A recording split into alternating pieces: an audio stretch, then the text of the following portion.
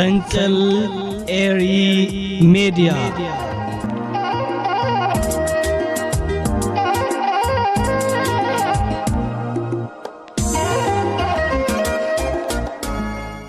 سلام تغطاتلتي مدوات فنقل إير ميديا كميتم سيو كامبالا يواندا كابجر كبشيدنا عزوز سلام تانا نابق ميبتاح نلوم سوني 16 سنة زبالكو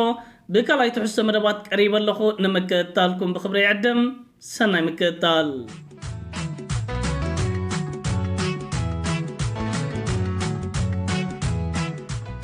كبرات تغطاتلتنا سرعات بلتقنا نزيت فتيرو زركب زلوت عمدون ركباتن نمخلاف كلتا وسانتات كعلف مقانو ومنات منجتاتنا كاب كتما الديسابة حابريتا هبومنا يركب له سرعات بلتقنا نزيت فتيرو زركب زلوت عمدون مخلاف بترقاقام اوانات فتنتات كايد تانيحنالون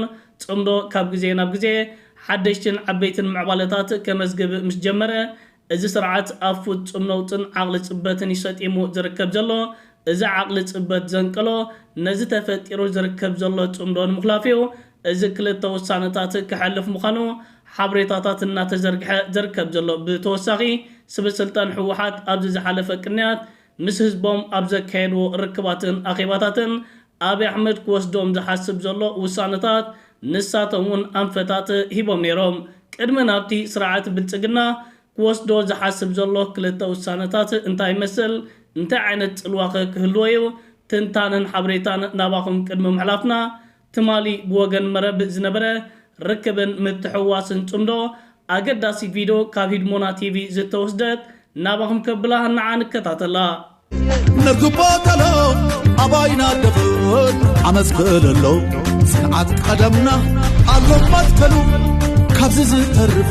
عيناتنا كلو سرطبطب يلن عمز قد سنعات مننت مايو وسئيت عواد نحيد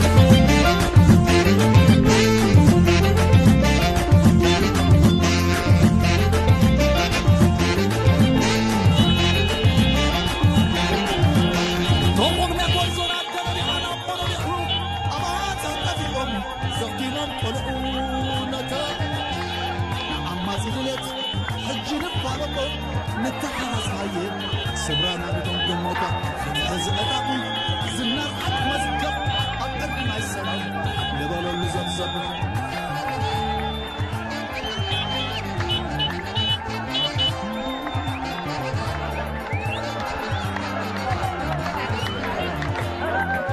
سراتي تسوى كنت مدلو سركب كلو إنا أروح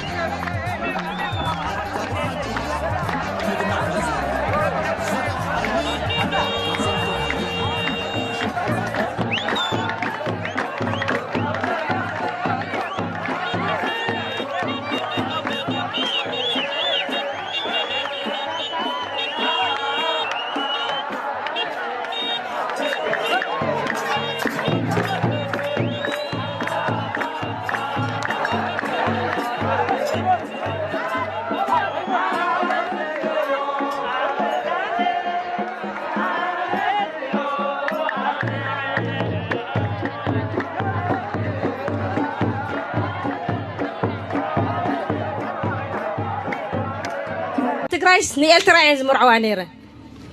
نابنتنا عيسى الاستحواتي اللي وانوزي تمرعين زمصا دق حوبي ون اللي حد داسين زاهلا نحنا سي زبا سي نبرنان غزي خوينو تبعيسنا بمراحتنا حج خام ناب سلام زم كل تقولعو زجمروا صمديلهم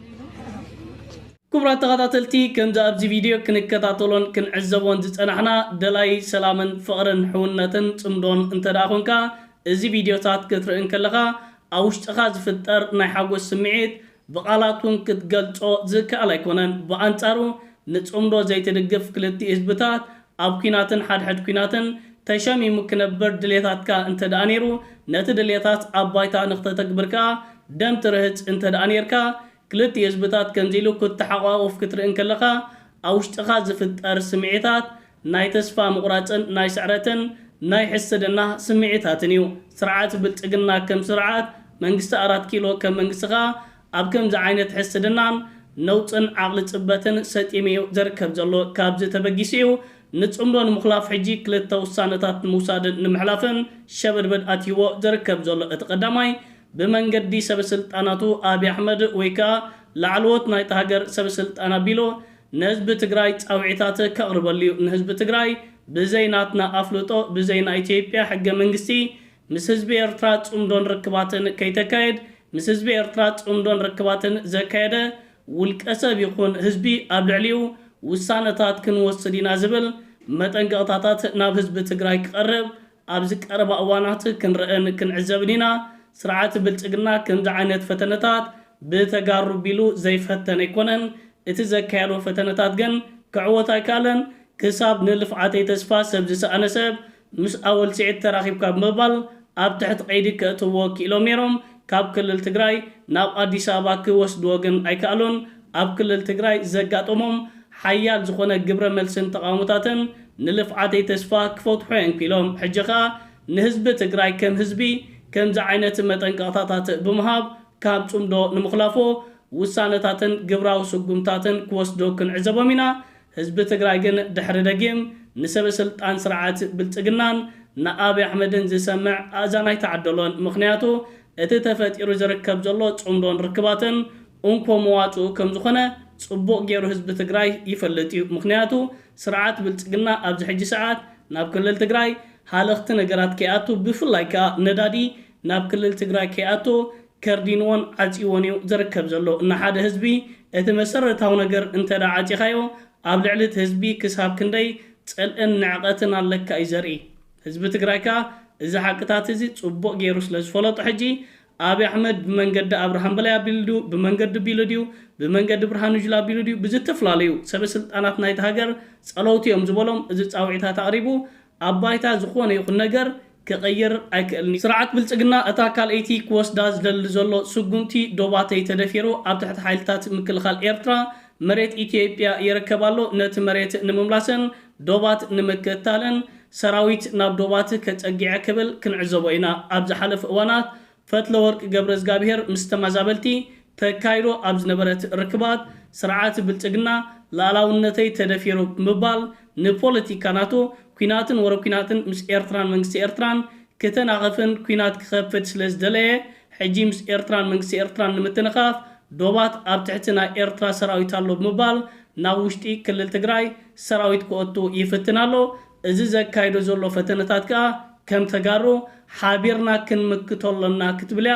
መልእኽታታ ይሕሊፋ ነይራ ሰበስልጣን ስርዓት ብልጽግና እዞም ሕጂ ኣብ ትሕቲ ሓይልታት ምክልኻል ኤርትራ መሬት ኢትዮጵያ ዝኣተወሎ እናበሉ ክምደሮ ንሰምዖምን ንዕዘቦምን ዘለና ትማሊ ተጋሩ እዞም ሕጂ ምስ ኤርትራን መንግስቲ ኤርትራን ጽምዶን ርክባትን መስሪቶም ዝርከቡ ዘለዉ ሰበስልጣን መሬት ክልል ትግራይ ኣብ ትሕቲ ሓይልታት ምክልኻል ኤርትራ ለይሎም ጻውዒታት ከቕርቡን ከለዉ ከም በዓል አብርሃም በላይ አብይ አሕመድ ካልኦት ወተሃደራውያን ኣዘስትን ሰበስልጣንን ናይቲ ሃገር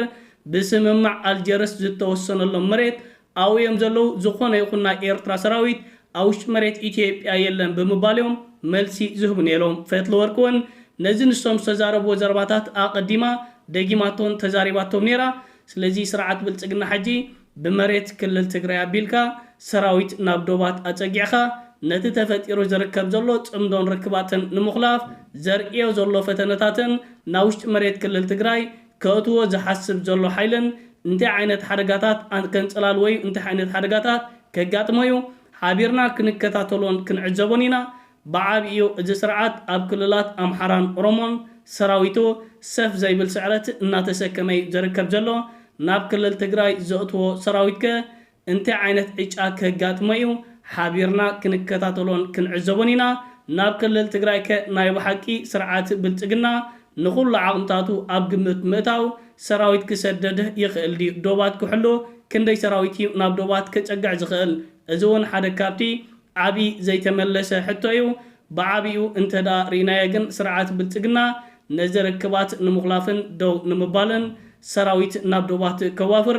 ምሽብሻባት የካይድ ከም ዘሎ እዩ እዚ ሓበሬታታት በፂሕና ዝርከብ ዘሎ ጻድቃንን ጌታቸውን እውን ብተረጋጋሚ እዋን ኣብ ክልል ትግራይ ኣብ ዝነበሩሉ እዋናት ሰራዊት ፌደራል ናይ መንግስቲ ኢትዮጵያ ናብ ዶባት ክጽጋዕ ኣለዎ እቲ ኣብ ሞንጎ ኤርትራን ክልል ትግራይን ዝግበር ዘሎ ርክባት ከዓ ደው ክብል ኣለዎ ክብሉ ክሳብ ኣፎም ዶም ዝወፅእ ዘረባታት የስሙዕ ነይሮም ግን አባይታ እቲ ዝሓስቦን ዝብልዎን ዝነበሩ ተግባራዊ ክኸውን ኣይከኣለን ሕጂውን ስርዓት ብልጽግና እዚ ነገራት እዚ ክፍትን ሸበድበዳ ምባል ይርከባሉ እቲ ዘሎ ምዕባለታትን እቲ ዝመጽእ ግብረ መልስን እንታይ ክኸውን እዩ ሓቢርና ክንከታተሎን ክንዕዘቦን ኢና ሓደ ነገር ንጹር ኮይኑ ይርከብ ከም ዘሎ ግን እዚ ጽምዶ ንድሕሪት ክምለስ ዝኽእል ኣይኮነን ክልቲኡ ህዝብታት ከም ማይን ጸባን ተሓዋዊሱ ተጸምቢሩ ክልቲኡ ህዝብታት ሕጂ ዘለዎ ዕድል ሓቢሩ ብሰላምን ፍቕሪን ስኒትን كعبن كبل تجن تراي دحر دقيم هزبتات إيرتران تجراين دمتئت فوتهم أكسم عنيهم كلتي هزبتات كم جزر عنايو نحد حدو بسلامن فقرن سنتين حد حداوي مكبارن نقداوي ركباتن تتحيزو نابر أمانه تراي كتمت اتوم نتعمدون مغلافن أرزبولو سباتن أكالاتن وجلتاتن سعراتهم بقبري أبايتار إمو يركبلو تعمدو كم آيلات قتل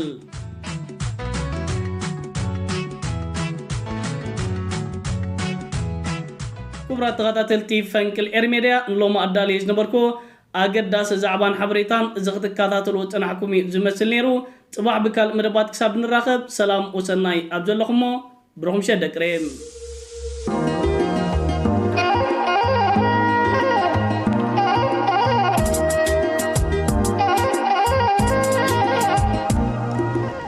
فنكل إيري ميديا